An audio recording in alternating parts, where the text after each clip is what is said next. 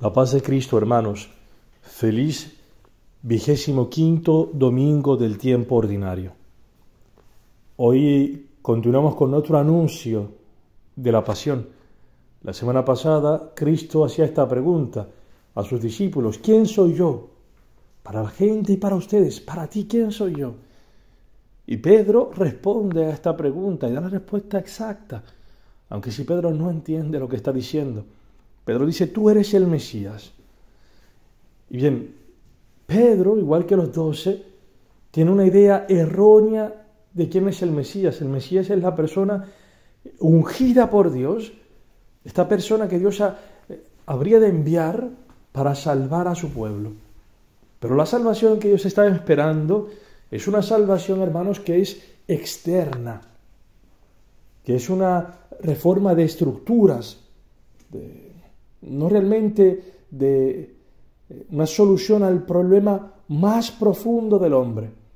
Por eso los dos están pensando que Cristo va a restaurar el reino davídico, y no un reino espiritual, sino un reino también material, que hará que sus enemigos, los enemigos del pueblo de Israel, sean destruidos, que los romanos no sigan dominando sobre la Tierra Santa, y que ellos se van a levantar en tronos para tener poder, para dominar sobre otras naciones.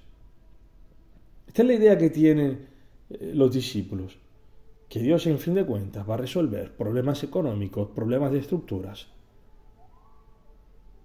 Y es probablemente algo que también tú y yo tengamos en el corazón, que nos acerquemos a Dios y nuestras oraciones sean una continua lista de pedidos, de problemas que Dios tiene que resolver.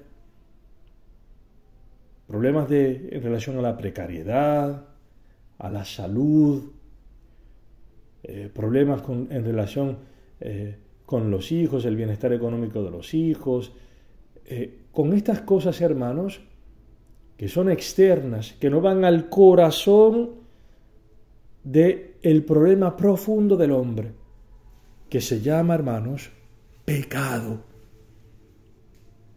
Lo que hace que tú y yo, hermanos, vivamos realmente infelices, no es el problema, o sea, no es que tu mujer sea de una cierta manera, porque esto también puede ser, que nosotros le pidamos al Señor tantas cosas así, que arregle a mi mujer, que mi mujer no sea ya de esta manera, que sea como yo la pienso, mi marido como yo lo pienso, mis hijos como yo quiero, como yo los pienso. Y, hermanos, la realidad es que el sufrimiento nuestro, profundo, no viene tanto por cómo actúan los demás hacia nosotros, sino qué tenemos nosotros en el corazón. Bien, ¿y qué tenemos nosotros en el corazón? Por el hecho de que a nosotros el demonio nos ha desvirtuado a la imagen de Dios, de este Dios que es profundamente amor, que es esencialmente amor, y que muchas veces no lo vemos en nuestra historia, y en los eventos de nuestra historia pareciera el demonio nos hace una lectura donde no existe la providencia de Dios, donde los eventos no tienen ningún sentido, y que se oscura el amor de Dios, porque si Dios es omnipotente y los eventos que suceden no tienen sentido, sino que me destruyen, entonces Dios no me ama. Esta es la interpretación que hace el demonio. Y por tanto, como Dios no tiene ningún cuidado por tu vida, en tu historia, con los eventos que suceden, con las estructuras en las que estás viviendo, con los problemas que tienes, entonces tú tienes que resolver tus problemas, tú tienes que darte a valer, tú tienes que ser, que dominar, que asegurarte la vida. Y dentro de nosotros, hermanos, dentro de todos nosotros, hay algo que naturalmente tenemos, que es el deseo de ser los primeros, de ser el número uno. ¿Y de dónde viene esto? Nosotros hemos sido hechos a imagen y semejanza de Dios. Y Dios es uno. Y hemos sido creados para ser en Cristo sus hijos. Y Cristo es el primogénito, uno, el primero. Y en nosotros está este desiderio de grandeza que es divina. Pero el demonio la ha torcido. Este deseo que tenemos profundo lo ha torcido. Y entonces no entendemos qué significa ya este ser primero, este ser grandes. No lo entendemos más como Dios, sino que lo entendemos como el demonio. Por eso Pedro, cuando escucha que Cristo le anuncia qué tipo de Mesías es Él, que no es este tipo de Mesías que va a solucionar los problemas de estructuras sociales y demás, no. Cuando Pedro escucha qué tipo de Mesías es, que es uno que va a tomar la cruz, a ser rechazado, a no resistirse al mal, a tomar sobre sí el peso del pecado de los demás y morir en la cruz para luego resucitar, cuando Pedro escucha esto se escandaliza y reprende a Jesús, lo toma al lado y lo reprende, que no te suceda nunca esto. Entonces Jesús le dice: ponte detrás de mí, Satanás, porque tus pensamientos no son según Dios, sino según los hombres. Y hoy el Evangelio nos presenta este ser primero, este ser grandes, de acuerdo a dos mentalidades. Una, la del mundo, influenciado por Satanás, y la otra, el ser grandes, el ser primeros, según Dios, según Cristo, en la visión de la cruz. Cristo nos ha dicho: si alguno quiere venir en pos de mí, que tome su cruz y me siga, que se niegue a sí mismo, tome su cruz cada día y me siga.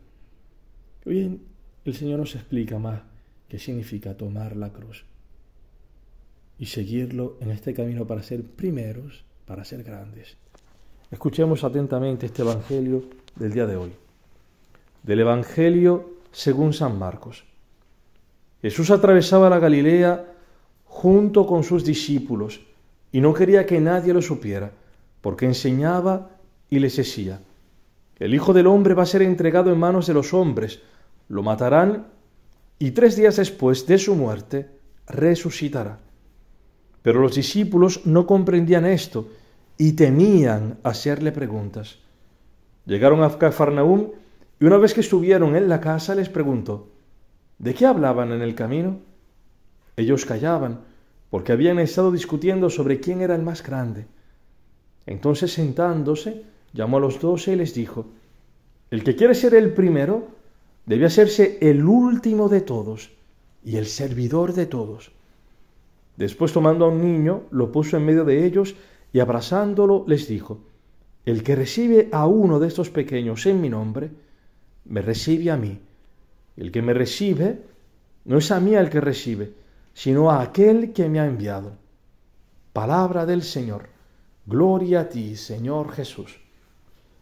Hermanos, Cristo habla de cruz, de pasión, de humillación, de servicio, mientras ellos, hermanos, están pensando quién es el más grande. Dos pensamientos totalmente contrarios. Ellos piensan hacer grandes según el mundo. En el mundo es grande aquel que domina, aquel que es servido por los demás.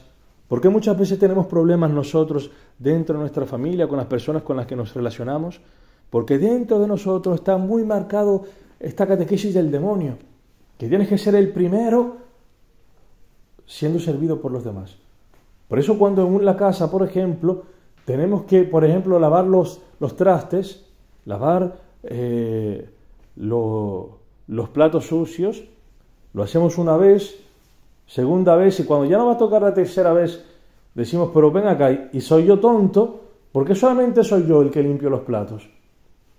O tu marido, al que sirves en la casa, que le dices: pues no dejes la toalla mojada en este lugar. Cosas tontas así. Y el marido no tiene cuidado en esto, no piensa mucho en esto, le deja una vez, dos, y a la tercera ya estás enojada. Dice, pero que es tonto. ¿Y quién soy yo? Soy su esclava, que tengo que hacer todo. Porque en el fondo, hermanos, está este sentimiento, este deseo de ser primeros, donde nosotros somos servidos por los demás.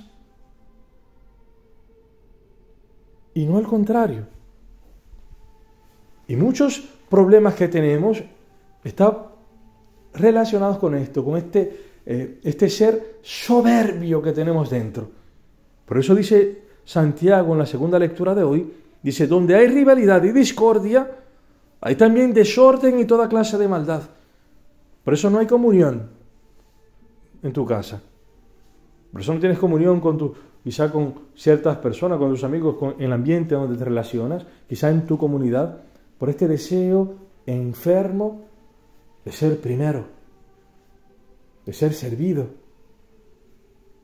Y a veces cuando servimos, hermanos, que no tenemos este espíritu justo, este espíritu cristiano, sino el espíritu mundano, a veces servimos porque estamos obligados a servir, porque es un deber servir.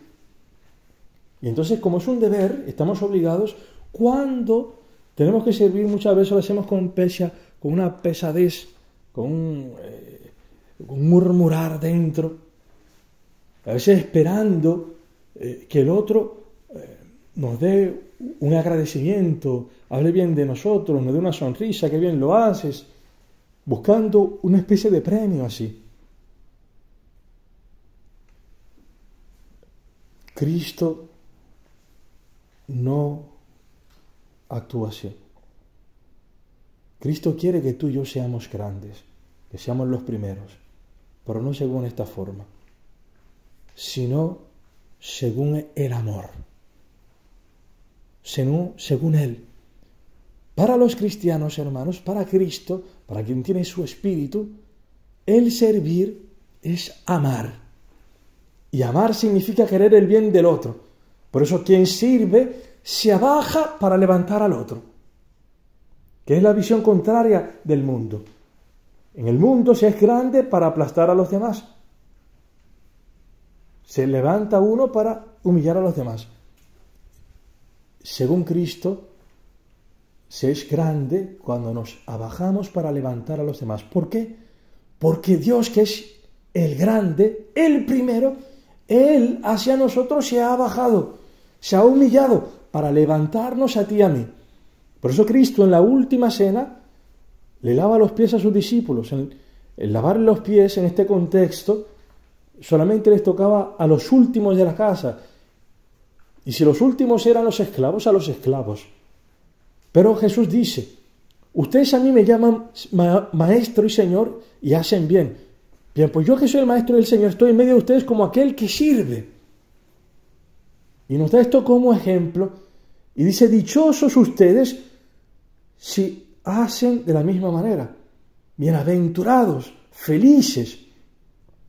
Porque hay dos formas, hermanos, de servir. Una es la forma del mundo, que nos lleva siempre a la murmuración, al estar cansados, amargados, a la descomunión con los demás. Y la otra forma es la de servir con el Espíritu Santo, con este espíritu de amor, que se alegra en levantar al otro, en que el otro esté bien. Esta es otra forma diferente, que el Espíritu Santo te da esta alegría de poder servir. De que mientras tú vas muriendo, porque el servir implica también un sacrificio, el otro vive, se alegra. Y un poco las madres conocen este sentimiento, esta realidad, de que cuando uno sirve al hijo, a la hija, y se priva de ciertas cosas, quizá este sufrimiento no es nada en comparación con la alegría de saber que tu hijo está bien, de que tu hijo está contento. Las madres un poco entienden esto. Y Dios lo dice, hay más alegría en dar que en recibir, esto dice Cristo. Por eso es bellísima esta cruz que está en este castillo de Javier en España, donde el crucifijo tiene una sonrisa en su rostro. Porque aun si está clavado en la cruz, hay una alegría profunda de poder amarte, de salvarte, de servirte, de levantarte, de perdonarte. Esta es alegría que prueba Dios y que Dios quiere que tú y yo también seamos partícipes de esta misma alegría. Porque esta única forma, hermanos, de servir, de vivir, de ser primeros, es lo único que permanece para la vida eterna. Y Dios Padre ha sellado esto, ha dicho, esta es la verdad, cuando ha resucitado a Cristo de entre los muertos, porque esta es la única forma de amar que dura para siempre. Por eso Dios quiere que tú y yo, sí, seamos los primeros, que tú y yo seamos grandes, tomando el último lugar para servir a los demás. Hermanos, que el Señor nos conceda esto, que esta aspiración, este deseo profundo que tenemos dentro del corazón de ser los primeros, de ser grandes, se pueda realizar en el Espíritu Santo, sirviendo a los demás, buscando el último puesto para que los demás crezcan, estén bien, para poder amar a los demás. Y esto, hermanos, esto es lo único que realmente vale la pena. Esto es lo único que realmente nos hace felices. Lo único que realmente es meritorio ante los ojos de Dios Padre. Alabado sea Jesucristo.